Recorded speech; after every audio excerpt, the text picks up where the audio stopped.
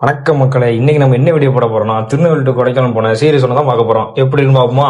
அப்படியே டிராவலை ஸ்டார்ட் பண்ணியாச்சு. ஸ்டார்ட் பண்ண உடனே அப்படியே ஒரு வைப்பை போட்டு அப்புறம் கொஞ்சம் தூரம் போனோடனே அப்படியே பல்கில் பெட்ரோல் போட வேன் நிப்பாட்டின கேப்ல அப்படியே சைடு கேப்ல பசங்களா ஒரு வைப்பு போட்டாச்சு.